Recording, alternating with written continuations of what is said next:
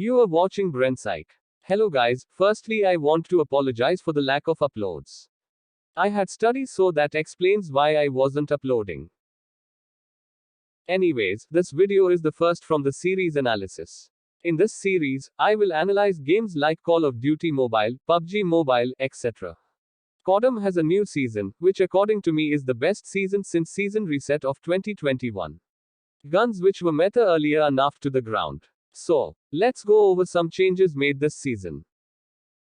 The best gun last season, the QXR, is nerfed, which is something I wanted to happen, so I am happy about this. The changes made to the QXR are the enhanced bolt attachment. Yes, the one that made the QXR the best gun last season was heavily targeted. Chest hitboxes are now reduced if you used QXR with enhanced bolt attachment. Chest hitboxes now with enhanced bolt become 1.1x instead of 1.2x. To some, this might not be a huge change, but when in game you will feel the TTK is slower than usual. A hidden change is the recoil nerf. Enhanced bolt now gives you an increased 5% recoil. This is not mentioned in the pros cons column, but stats show this. The BSA ratings are reduced from 4.04 to 3.69. Nice. In short, BSA ratings show how accurate the weapon is. Higher the rating, higher the base BSA of the weapon. The mono suppressor boosts only 12% range, and OWC marksman barrel now boosts only 18% range. I don't see a point in boosting range for the QXR. Now that it's nerfed, taking mid-range fights is difficult. I only recommend using the enhanced bolt if you are going to take close range fights only. QXR is pretty much a Season 3 QQ9 with difficult handling. Here are some recommended builds. Also, a sub to the channel will motivate me to make more of such videos, and like the video if you enjoy any part of the video. Next gun that got nerfed is the PP19 Bison. The Bison wasn't nerfed as hard as the QXR. It only received base range and range boosting attachment nerf.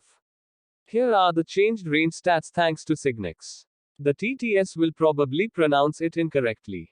His channel link will be in the description. Well, that's it for the nerfs. Let's talk about the buffs. Starting with the AGR 556. This was the least affected by the buffs. The ADS speed penalties when using the RTC steady stock and MIP light extended barrel are reduced. So now you can use these with AGR 556. But does this make the AGR good? Well, not exactly. You can make insane plays with it, but it will be overshadowed by other SMGs. Also, one thing I want to say is that my gameplay isn't that good, so I will be using other channels' gameplay. Their link will be in the description. The next buff was to the ASM-10, which was a surprise to me. In the previous seasons, the ASM-10 was the weakest 3-shot AR according to me because of its small base mag, not so clean iron sights and horizontal kicks. The AR meta was the only time it shined bright, but when the SMG meta came, it got overshadowed. But instead of buffing its significant weaknesses, CoD buffed its range, which is a good buff, but I think it is unnecessary. Another buff the ASM-10 got was the ADS penalties associated with range boosting barrels are reduced. This was a good change. However, if I was asked, I would make the ASM more agile, but a 4-shot AR instead of 3-shot. What are your thoughts? The next buff is to the Locus.